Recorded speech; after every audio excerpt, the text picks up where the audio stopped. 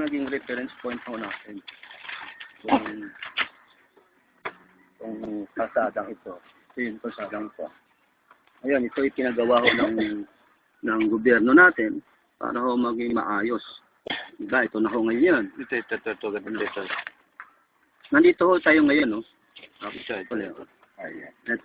Ito. Nandito tayo ngayon, nakatayo, nakaupo. So, ito yung lote ko.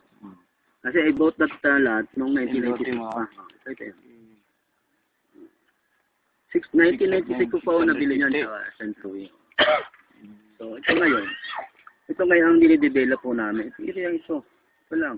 Hanggang doon sa Mamalita Creek. So, plus ito na ang gagawin ho nating plaza. Na ang pinaka-plano ho diyan, magkaroon ng talipapa, siguro may kunting basketball court. Meron na ako doon plaza eh. Oo, kaya nga po eh. Kasi ito eh, para ho to sa mga komunidad dito. Yan, yung komunidad dito. Saka, kapinabang na rin ng lahat ng tao dito.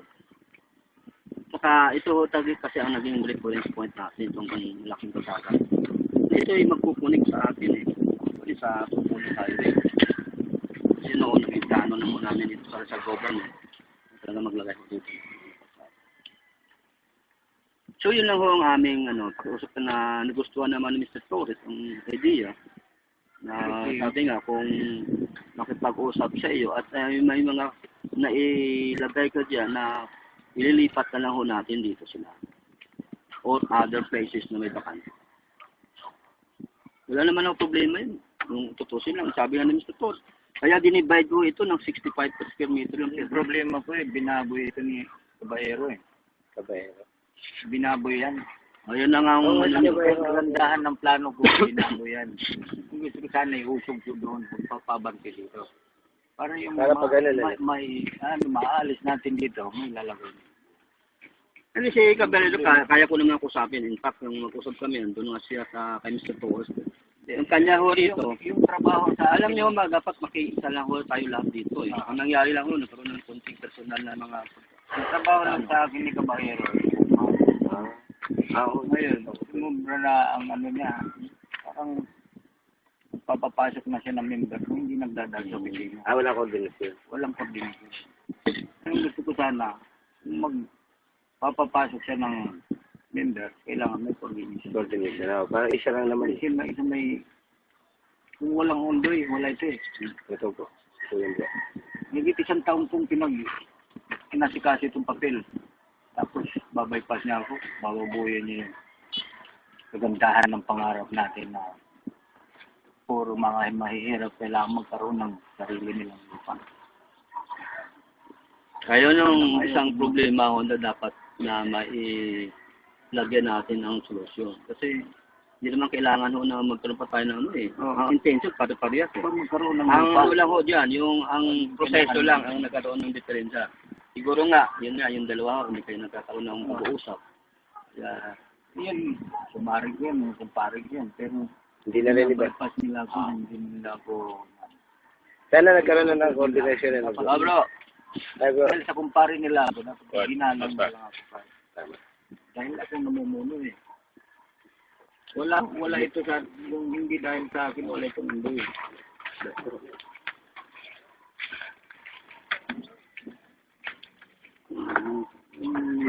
Dapat eh pagkaisahan natin tama yung programa mo na yan. Tulong-tulong na lang. Hiling sana ako din. Kasi ko doon na naulit ko pag-ipatan. Yun ay pinagbahayan at pinapapasukan niya ng mga members na hindi nagagano. Walang coordination. Magkakaroon kami ng maayos natin yan. Magkakaroon kami ng parasito. Isusun namin lahat yan. Ilan member bago tayo mag-usap. Kaya nga kung ang sa akin lang narating ko sa iyo, ito lang naman ang kinaya ko. In fact, gusto nga makinabang dito. Nag-ilog.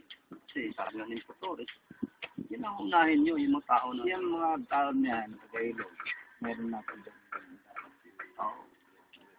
May proposal na ako dyan. May mga kamag-anak ako dyan eh. May proposal na ako dyan. Ngayon na ipaglalagyan.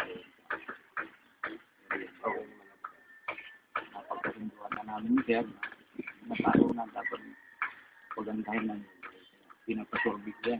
Nilalagay ko sa lugar. Kami may survey na. Dito na ito. Mayroon kami sa ganun bro, ano eh. Actually, maglalagay na nga ho kami ng noon. Ito na, nasorbi na namin. Nasorbi ko na yan. Nasorbi ko na. Bayad lahat yan. Pagtulungan ng mga tao. Oo, dapat lang. Eh, sabi nga namin sa Torres sa kanya hindi naman siya nag-isip ng pera din. Actually, yung pagkilapil sa tao. Ang issue nga ako, ito, naglulustay ako ng pondo, lahat ng issue, lahat ng patusabi. Lahat na basta, kaya nasa maganda yung ako. Taas mo ako harap sa kanila. Mayroon akong ginagawa. Tama ho. Hindi ko kinakaya yung basta. Ang pangarap ko, masanay lang. Yung time na yun, Nondoy, magkaroon ako ng samahan. Nagsibaligtad. Ako lang dumidiretso. Ako na lang mag-isa. Saan ako kukuha ng kersa, suporta?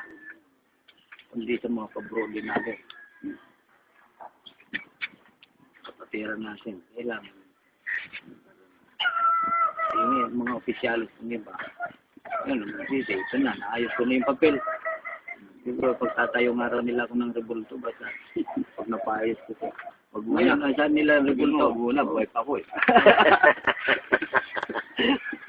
Baka maging Aquino tayo nun. Tayo niya na ako ng rebulto, tayo na, may mga bahay-bahay na. Pag okay na, no? Sige. Kasi sila, namantis pa. Inuli nga sila. Mga leader, inuli. Abot, may mga baril pa sila, oh. Darating sa DLG. Alam mo sila, yung gabong, pikir niyo. Alam na, ako yung may kumando yung dating kuhan. Tinawanan ng bakal dyan. Sa Pasig, Manggahan, Pasig. Saladkum yun eh. Lupa ng Saladkum. Yun ang inabantahan ko. Yung presidente, si kuhan. Si Lusutan. Yung anak ko yung nagdumala. Si Gansan.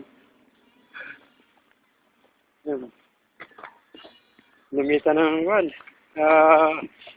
Helicopter na dahil ayaw na mag-surrender sila eh. Dalo na mga SWAT. At police. Yun, ang kuhan ko, yung ako yung naghawak, may mga baril sila. May mga SWAT may mga baril. Yun, gawa lang ko statement. Sinadbit ko sa, sa director ng Pasig, police. Basa na lang, yung mga baril. Yung mga at power, 16. May bayan. Sino ba talaga yung ligan?